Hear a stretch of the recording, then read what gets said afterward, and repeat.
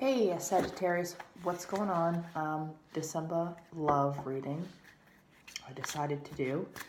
I've had a few requests, but yeah, it's your time right now, so I hope everyone is having a happy birthday month. You're feeling the positive chi and all that good stuff.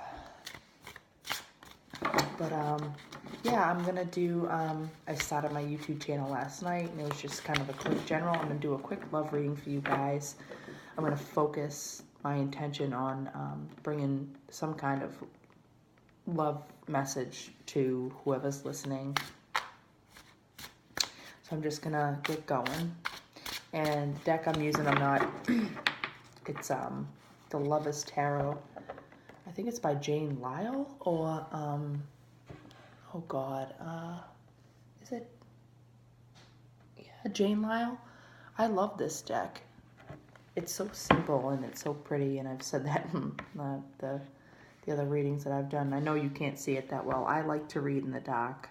It just helps me. I feel comfortable. I like the dark, and then having a little bit of light come in. So, yeah, let's just get going. See what's in store for Sagittarius. This is sun, moon, or rising. And then always make sure to watch your sun, moon, and rising, especially your Venus sign too. It's always good to know where your planets are. You know what kind of message that you want to get for yourself. Okay.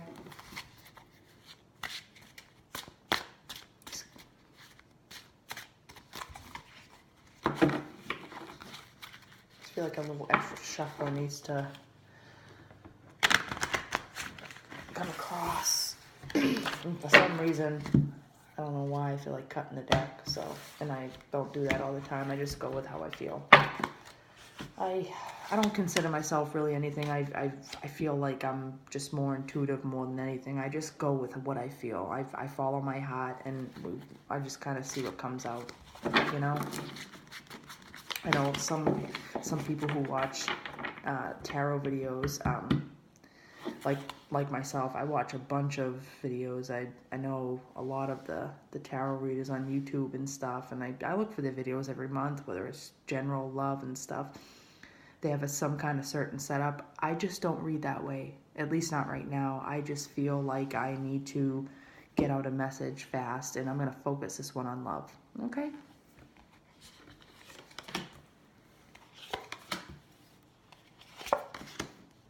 Oh boy. Bottom is a Ten of Wands. I'm just gonna say that, and I'm not gonna clarify it yet or anything. And I really honestly don't feel. You have the Ten of Swords that fell out with. Jeez, every single card that fell out was a major arcana, except for 2. 3 if you include this one. So I don't feel like I need to talk about this one yet. I just don't. So you had the Magician fall out with the Ten of Swords. In the middle you have Strength. To the left of Strength you have the King of Pentacles. The bottom you have the Seven of Cups, and then the Lovers. I feel like, and I always go on how I feel, there might be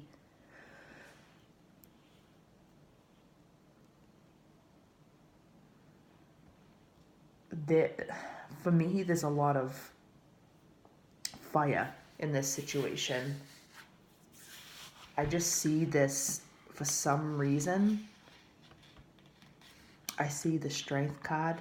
Like, you can see the luminescent, and I don't, you know, how I pronounce it that way. But I just keep looking at this lion. It's just so powerful. And this beautiful woman just looking at him, trying to tame him. And I feel like that lion represents you, Sagittarius, in your highest kind of being. That represents you.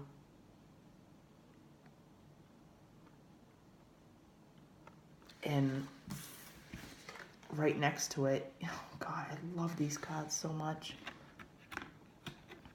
You have the Lovers.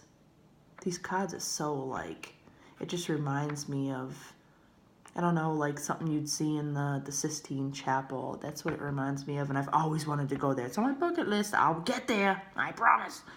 But it just does. You have like the little cherub up there next to the sun, and you have these two perfect beings before they became tarnished after, you know, if you read the Bible and all that stuff, you know, Adam and Eve. But the Lovers, I believe that's what it represents before they came into, you know, the evil kind of shit, you know, the light and dark. We all know that story. I won't go into that yet. So I feel like there's a deeper, this is a really deep reading, Sagittarius. I feel like with just these two cards alone, because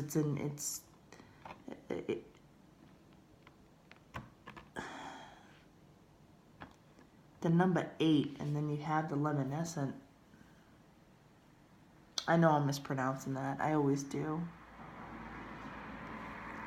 You have the light and the dark in both of these cards.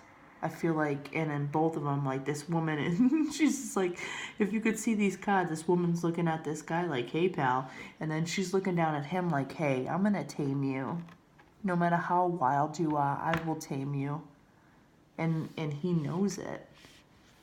Because you can't have one without the other, right?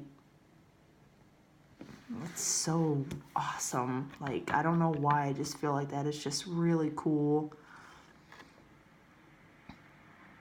I don't know why, I'm just drawn to those two cards. And then, look at this. You have the number 1 card at the top.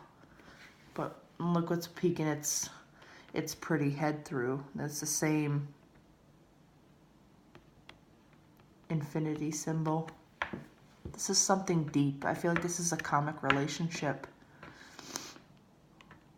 that's peeking its head through, and it's not rearing its ugly head. It's a good thing. It's something that was created by the divine, I feel like, and it's finally manifesting in this lifetime. And it's beautiful.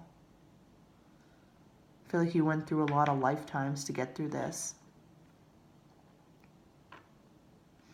And it could be with someone who, I feel like it's someone who is also, you know, I honestly feel like there's fire in earth. It might be the fire of the earth, like a Sagittarius or something of that nature. And this guy has built his happy home and he just wants to share it with someone. He's waiting for somebody. He's by himself still.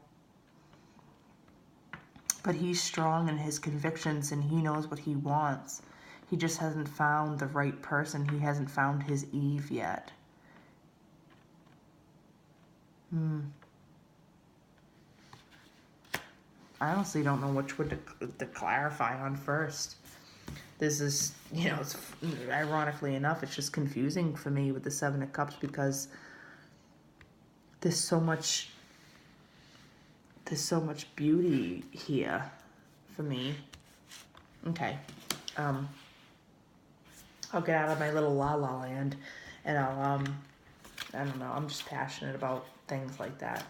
First, I'm going to clarify this strength card because she's just trying to tame the beast. She's just trying to bring both parts, and this could be anything. I mean, it could just be a Sagittarius person who's just trying to balance themselves, you know, like between the light and the dark, trying to tame the beast within themselves. I don't feel like it's like that, though. I just feel like there's a fire sign coming in. Or you're the fire that's going after some kind of woman who just completely tames you.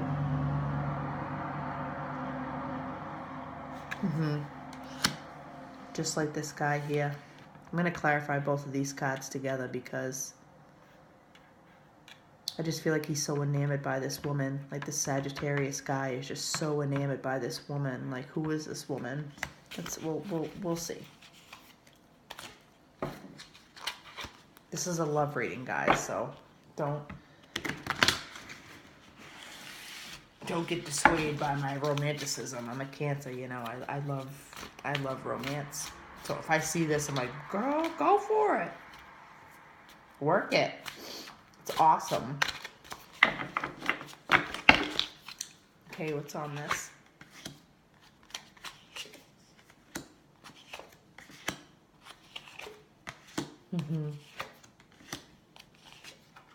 Oh yeah, there's a lot of passion.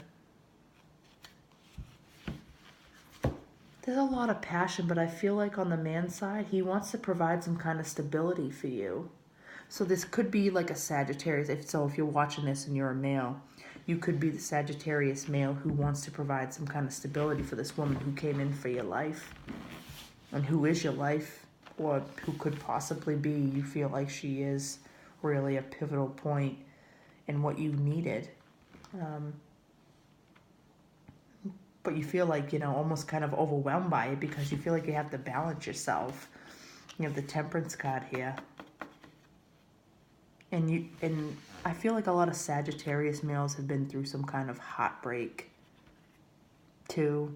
Not because of this card, because of, you know, I have the Four of Pentacles with the Five of Cups, and then and I don't read textbook, but I just feel like that. I feel like with some Sagittarius guys, you've been through the ringer with different kinds of females.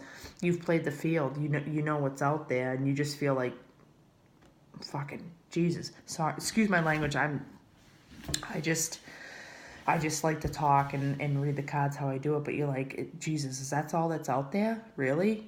This is what's out there? And then you find this woman, like, she's a complete, like, I don't like to say soulmate. Everyone's like soulmate, twin flame, blah, blah, blah.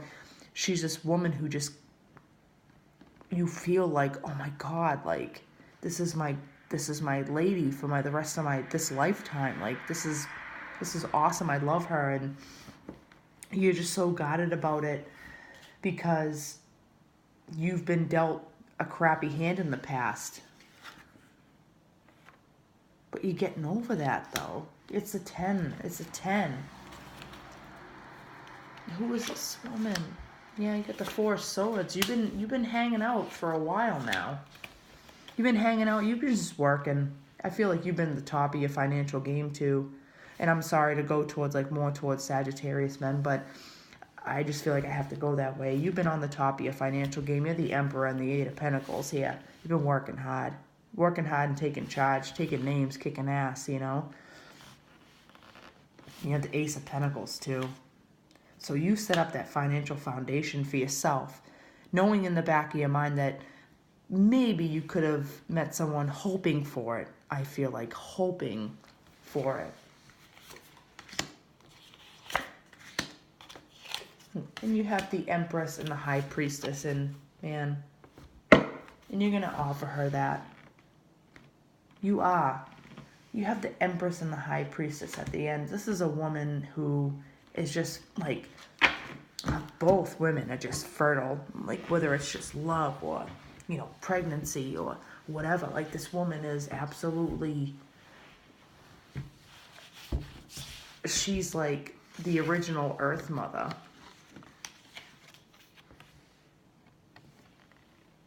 You have the Lovers and the Empress, too. I mean, I'm just picking up random cards. This is just how I read, you guys. I'm sorry. Like, I don't go in any kind of order. I'm just looking at all the cards here. This is absolutely awesome. This is that woman you've been waiting for a long time. A lot of you Sagittarius men. And I hope some Sagittarius men, or whether you're just like a female, whatever your sexual preference, this is someone who you've been waiting for. She has, in the High Priestess, she's just, to me, like, she's the number 2 in the major arcana. She's just completely balanced within herself. She knows. She has intuition on it. And the Empress does too. She's the 3. She's the synthesis. She's the, oh God, I have to kick back into my knowledge. I know about the number 3 and everything, but it's, you know, the number 3 is great. That was always my number in playing ball and stuff, and